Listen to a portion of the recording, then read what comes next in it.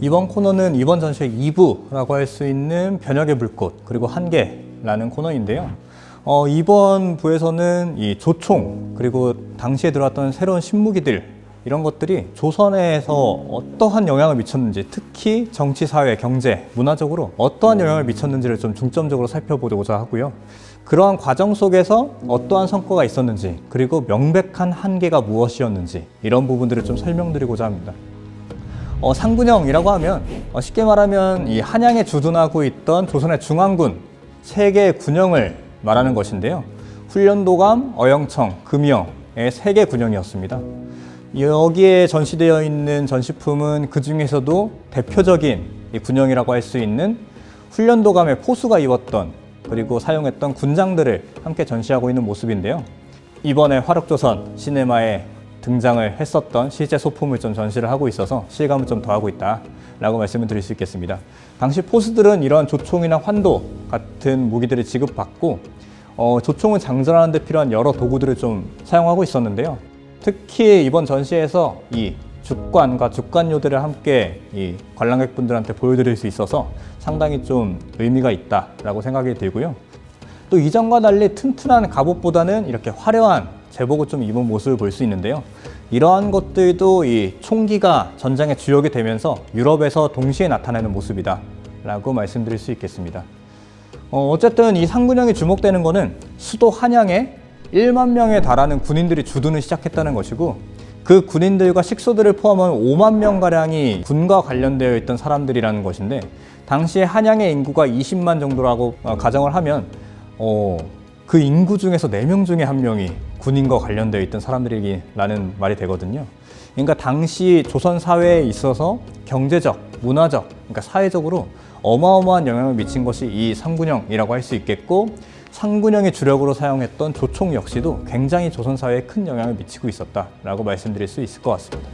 네, 다음은 조총의 제작과 관련되어 있는 부분인데요.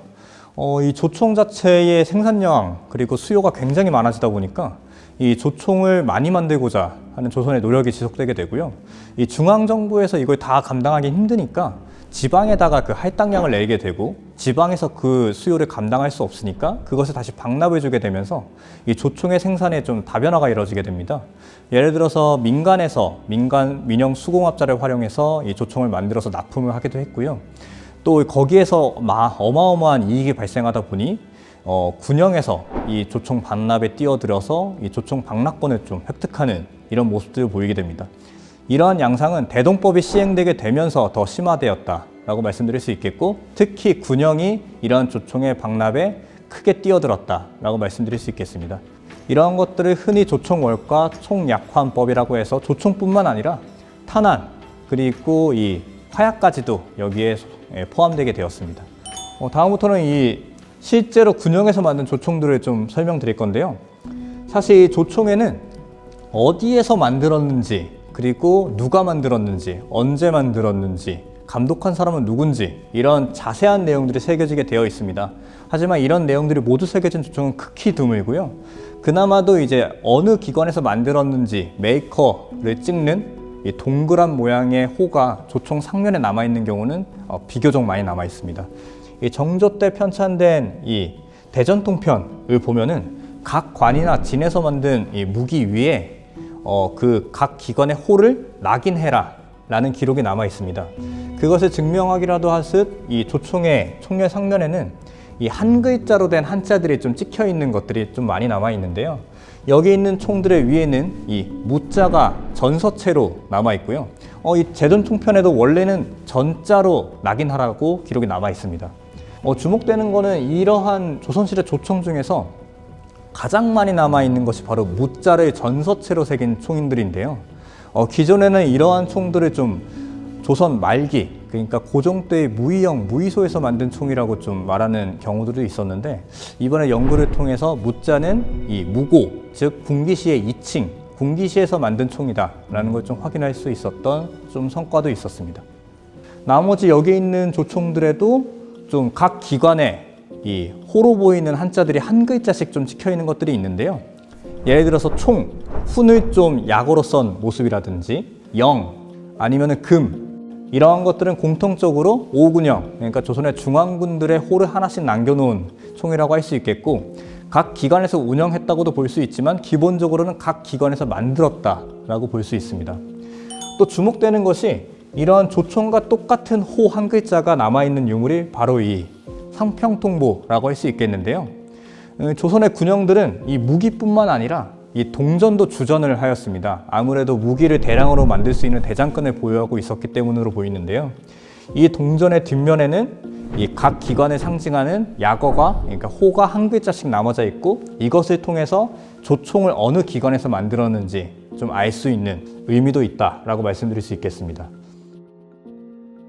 다음은 17세기 이후, 그러니까 18세기부터 이 동양과 서양의 이 군사적 격차가 벌어지는 양상을 좀 보여주는 유물과 이야기를 좀 드릴 텐데요. 사실 동아시아는 18세기부터는 큰 전쟁 없이 평화가 쭉 지속이 됩니다. 이와 반대로 유럽 같은 경우는 이 도면에 나와 있다시피 굵직굵직한 전쟁이 유럽 전역에서 지속적으로 벌어지고 있었고, 이러한 영향 때문인지 무기 그리고 군사 교리 이런 것들이 혁신적으로 좀 발전하게 되는 양상을 보이고 있습니다. 그리고 그것을 단적으로 보여주는 유물이 바로 이 브라운 베스 플린트락 머스킷이라고 생각이 되고요. 유럽은 이미 이 부싯돌을 사용해서 발사하는 수석식 총이 일반화되고 제식화되고 대량 생산되고 있었던 상황이었습니다.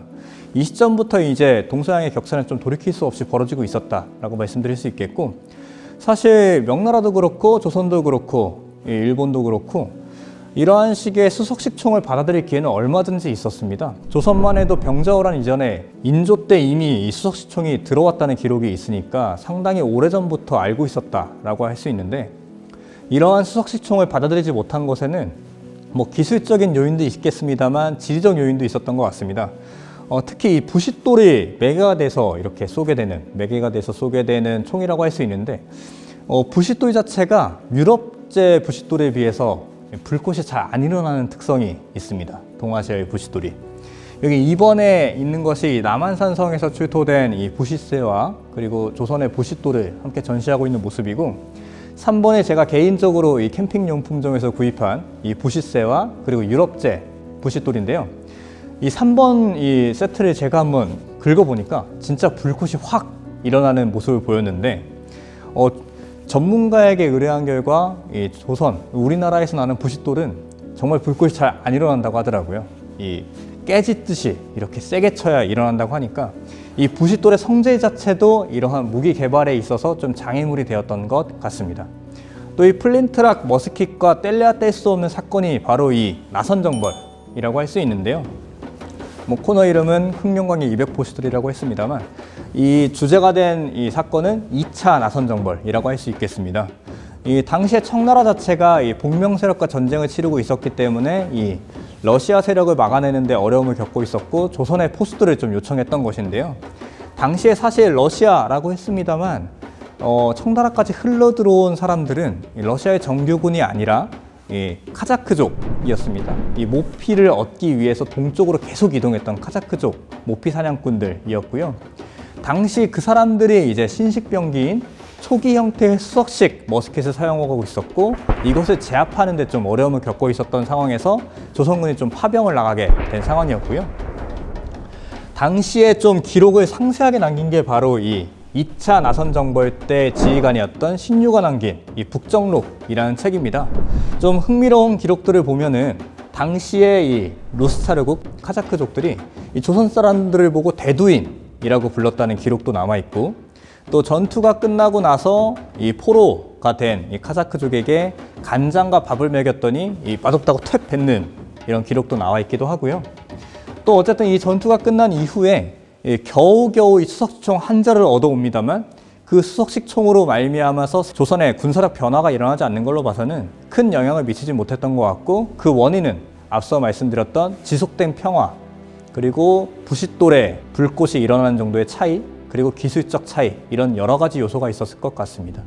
결국에는 조선을 비롯해서 동아시아 삼국의 군사적 발전은 18세기부터는 정체되는 양상이 뚜렷하다라는 한계점이 있겠습니다.